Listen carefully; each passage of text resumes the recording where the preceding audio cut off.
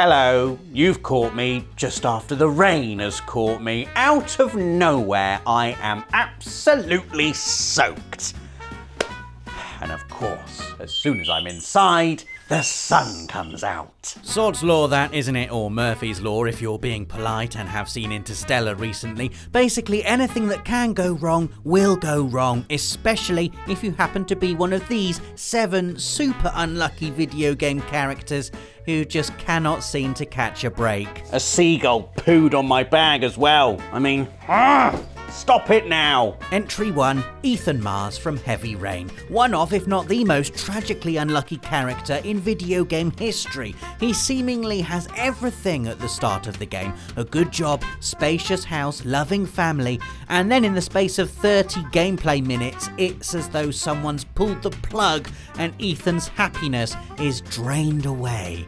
First of all, the infamous shopping mall incident where he loses his son Jason in the crowd. Press X to Jason. Sorry, press cross to Jason. Ethan catches up to Jason, but is tragically unable to prevent his son being killed in a traffic collision, an event that leads to the breakup of his family and a life of sadness and solitude. I mean, that's pretty unlucky, isn't it? Through nothing but unhappy circumstance, Ethan's life is all of a sudden in complete tatters. But it's about to get even worse. Enter the Origami Killer, a psychopathic madman on a serial killing rampage who kidnaps Ethan's other son, Sean, and then puts the beleaguered dad through a series of harrowing physical and emotional trials, you know, just in case he needed breaking any more. I mean, you could argue this entire scenario is less the result of bad luck than the murderous machinations of a deranged lunatic, but still, 2 children in 1 year, one dead, the other kidnapped and possibly dead depending on your choices. I mean, talk about wrong place, wrong time. I mean, put it this way, you wouldn't want Ethan picking your lottery numbers, would you? Number 2, the hero from Secret of Mana. Now, I know what you're thinking. It's the hero of a beautiful, iconic JRPG. What could possibly be unlucky about that? But let's take a look at this from their point of view. At the start of the game, the hero isn't really a hero. Boy would be a more apt description. Boy who just wants a fun day out with friends. Boy who, like all kids, rebels against his elders and goes to that place he's not supposed to. You know, we all had that place as kids, didn't we? The building site after hours, the abandoned train carriage at the edge of the field, the bridge over the stream behind the house. They were great places to play and have adventures. Yeah, we were breaking the rules, but nothing bad ever happened, did it? Unless you're Boy from Secret of Mana. Boy from Secret of Mana trips and stumbles into a waterfall. Unlucky. Boy from Secret of Mana finds a rusty sword locked in stone and pulls it out, inadvertently releasing a bunch of horrible monsters. Very unlucky. Boy is then banished from his village forever. But the disembodied voice told me to do it. Bad luck, Boy. You just happened to stumble upon the legendary Mana sword while out playing with your friends. Hero then gets banished and forced to journey all around the world, re-energizing the sword by visiting 8 Mana temples while being hounded by an evil empire. Honestly, mate, how many ladders did you walk under?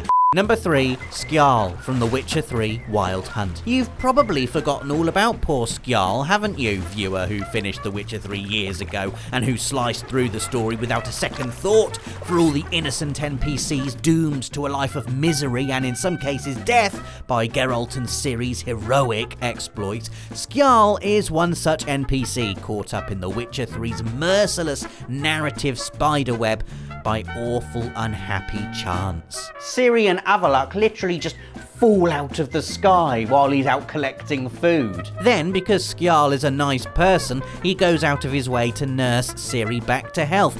Didn't have to do it. Then, because Ciri is in his village, the entire place is attacked by the Wild Hunt and presumably most of Skjarl's friends and family are killed. But what is Skjarl doing? Heroically trying to help Ciri escape, eventually being knocked unconscious by the Wild Hunt. Afterwards, it turns out the other villagers thought Skjarl simply ran from the Wild Hunt attack out of cowardice and subsequently brand him as craven. In a last-ditch attempt to prove himself, he sets off to kill Morkvarg, a werewolf pirate, and in true no-nonsense Witcher 3 style, ends up dead. Then, to rub salt into the death, Geralt and Yennefer turn up, the latter reanimating his corpse in an attempt to find out what happened to Ciri. Unlucky, mate. Next up, the boat captain from God of War. No one knows the boat captain's name. No one really cares, to be honest. All that matters is his hilarious misfortune. First of all, having your boat attacked by a Hydra is pretty unlucky. I mean, what are the chances? But what follows next is truly incredible. The boat captain gets eaten by the Hydra in one bite, but miraculously avoids all the teeth and manages to cling to the inside of the creature's throat. I mean, at this point, you could argue the boat captain is super fortunate, and then, hallelujah, the boat captain is saved. Here comes a hero who manages to hoist him up from the mythical esophagus and... It's at this point we are properly introduced to Kratos. This is our first real look at the man behind the muscle. An uncaring, uncompromising godslayer with no time for sentimental heroics. Kratos came for the key, and he got the key. Unlucky, boat captain. Into the belly of the beast you go. This isn't the last you'll see of the boat captain, however. Later in the game, as Kratos is hurled into the depths of the underworld, you'll encounter the boat captain yet again, dangling over the point of no return.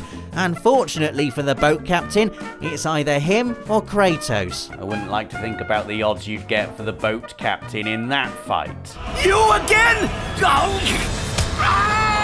He's incredibly unlucky, the boat captain, and his misfortune has a name. Kratos. Entry 5. Hello and welcome back to Choose Your Date, where before the break, Otacon, our nuclear scientist from America, chose door number 3. Now, Otacon, are you sure you're not going to change your mind? I'm sure. All right, let's reveal who's behind door number 3. It's Claire! What? Dear. No! Claire! Oh, Otacon, I'm so sorry. Claire appears to have spontaneously combusted during the break. That's a shame. Well, make sure to join us back here next time for more Choose Your Date. Oh, Otacon, so unlucky in love. Well, I say Otacon is unlucky, really it's the women to whom he forms any kind of attachment who are the unlucky ones. Sniper Wolf is gunned down by Snake in Metal Gear Solid. Goodbye. Emma, Otacon's stepsister, is murdered by Vamp in Metal Gear Solid 2. Emma! Answer me! And Naomi tragically dies in Metal Gear Solid 4 after disabling the nanomachines that were keeping a terminal illness at bay. So yes, women don't become at all important to Otacon. He's bad luck. Entry 6 is Leon Kennedy, specifically the Leon Kennedy from Resident Evil 2. The bad luck he encounters in this game essentially sets him up for a life spent running away from zombies without any ammo. It's his first day as a member of the Raccoon City Police Department. His first day. I mean, he could have joined one day earlier and not found himself in this mess, one day later and the same thing, but unfortunately for Leon, he's in exactly the wrong place at exactly the wrong time, having been accepted for exactly the wrong job in exactly the wrong city. I'd say that's pretty unlucky. At least he's really handsome and still has all his hair though, eh?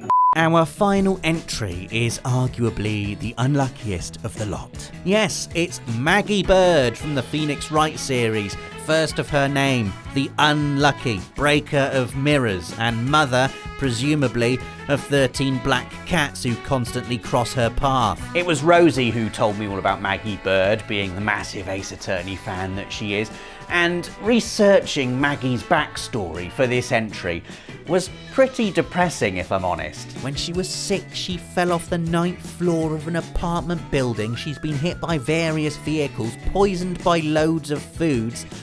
I don't know, maybe the fact she's still alive means Maggie is actually the luckiest person alive. But then her fan wiki page goes on to say she's failed every test she's ever taken and lost every game of noughts and crosses. Or should it be noughts and X's? And this is before the events of the games in which she appears have even happened. So picture the scene. Maggie is a police officer dating Dustin Prince, who also works for the police. While out on a date, Dustin is tragically killed.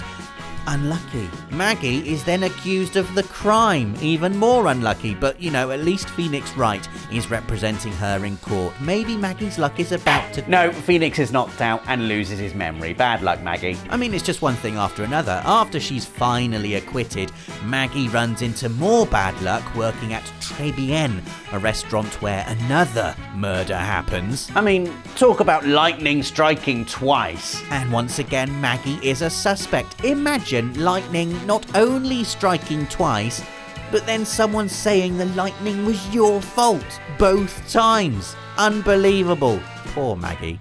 So there you go, 7 super unlucky video game characters who, try as they might, just couldn't catch a break. Let us know your own picks in the comments, give us a like if you enjoyed the video, and don't forget to click the notification bell so you always know when a new Friday feature goes live. Thanks for watching, and see you next week. For the players.